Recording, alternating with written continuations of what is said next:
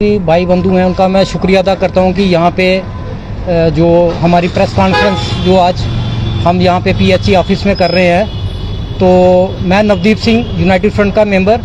तो आज की जो प्रेस कॉन्फ्रेंस है वो हमारी जो 6 तारीख को जो पिछले बार हमने जो डिसाइड किया था, जो हमने मीडिया कर्मियों के थ्रू बोला था कि 6 तारीख को हमारा जो प्रदर्शन होने जा रहा है जो हमारा यूनाइटेड फ्रंट का, तो उसमें हमने एक चीज़ ये भी बोली थी कि अगर असेंबली की डेट में अगर कोई बदलाव आता है तो उसके लिए हमें दोबारा से हमें सोच विचार करना पड़ेगा।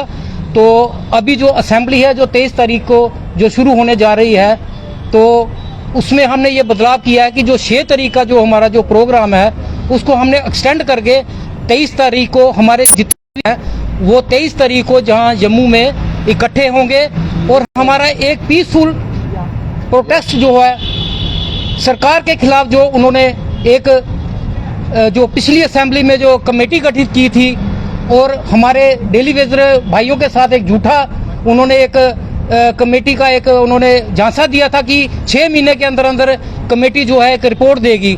तो आज 6 महीने जो पूरे हो चुके हैं, तो लिहाजा गवर्नमेंट की तरफ से अभी तक कोई भी ग्रीन सिग्नल नहीं आया है। लिहाजा यूनाइटेड फ्रंट ने ये डिसाइड किया है कि 23 तारीख को बहुत बड़ा प्रदर्शन जम्मू के अंदर जो सभी ऑल डिस्ट्रिक्ट हमारे जो भाई बंधु हैं, आपके मीडिया माध्यम के से हम उनको अपील करते हैं कि ज़्यादा से ज़्यादा जितने भी हमारे डेली वेजर हैं वो इकट्ठे होके जम्मू में असेंबली के दौरान एक बहुत बड़ा प्रदर्शन किया जाए और सोई हुई सरकार को और जो उनकी कमेटी है, जो कमेटी सोई हुई है, जिन्होंने आज तक अपनी रिपोर्ट को छुपा के रखा हुआ है, तो मैं अपने जितने भी हमारे जो अपोजिशन है, सरकार की जो अपोजिशन में जो बैठे हुए हैं हमारे, मैं उनसे भी अपील करूंगा कि डेली वेजरों का जो मुद्दा है उसको जोर शोर से उठाया जाए, क्योंकि इन्होंने हमारे साथ वायदा किया था और लास्ट असेंबली में आपने देखा था कि डेली वेजरों के ऊपर वहां पे असेंबली में कितना हल्ला गुल्ला हुआ था और अपोजिशन ने वहां से बायकॉट किया था।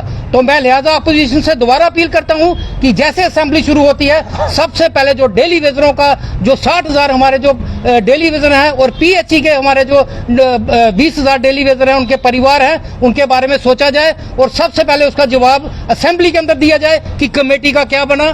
जय हिंद, जय भारत। देखिए, चीफ सेक्रेटरी साहब जो है इस कमेटी के चीफ बने थे, क्या आपको लग रहा है वो बोल सकते हैं सरकार के अलावा कोई बात कर सकते हैं? क्योंकि ये कहा जा रहा है एलजी भी डेली वेजर है और चीफ मिनिस्टर भी डेली वेजर है। देखिए, दोनों ही डेली वेजर हुए तो चीफ सेक्रेटरी साहब कैसे? देखिए, ये तो एक जुमले वाली बात होगी ना कि एलजी भी डेली वेजर है और चीफ सेक्रेटरी भी, वो तो सभी को पता है कि उनका ओहदा क्या है, ठीक है, और उनकी पावरें भी क्या है वो सभी को पता है। ये डेली वेजर का ये एक मजाक वाली बात है।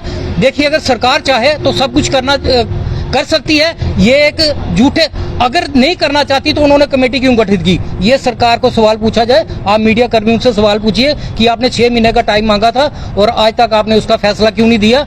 और ये पब्लिक में आपने बोला हुआ है, असेंबली में बोला हुआ है, ऑन रिकॉर्ड है, तो इसका फैसला तो सरकार ने करना है ना। वो अपोजिशन पूछेगी ना दोबारा उनको। तो बाकी हमारा प्रदर्शन आपको पता है कि हमने पिछली बार भी असेंबली तक हम पहुंच गए थे, तो इस बार भी हम चाहते हैं कि कोई ऐसा कोई हल्ला गुल्ला ना हो, कोई तोड़ फोड़ ना हो, पीसफुली हमें प्रोटेस्ट जो करने दिया जाए। क्योंकि मुझे पता है कि सरकार कोई भी प्रोटेस्ट है वो दबाने के लिए कोई ना अपने हथकंडे अपनाती है, लेकिन हम पीछे हटने वाले नहीं है। हमारा पहले भी वही स्टैंड था कि जब तक हमें रेगुलेशन पॉलिसी नहीं मिलेगी हम लोग पीछे नहीं। यूनाइटेड फ्रंट अपने वायदे पे कायम है, ये पीछे हटने वाला नहीं है। 6 महीनों में कोई भी अपोजिशन नेता जो आपके लिए बोलता हुआ नजर नहीं है? देखिए, मैंने भी सोशल मीडिया सुनते रहता हूँ, उसमें हर बार कोई ना कोई आपके मीडिया जो भाई हैं हमारे, वो कोई ना कोई क्वेश्चन डेली वेजर का करते हैं। तो लेकिन यह है कि वो उनका यही जवाब होता है कि हमने करना है, हम करेंगे। लेकिन हमारा भी यही सवाल है, जब तक आप नहीं करोगे यूनाइटेड फ्रंट पीछे हटने वाला नहीं है, हम आखिरी दम तक लड़ेंगे।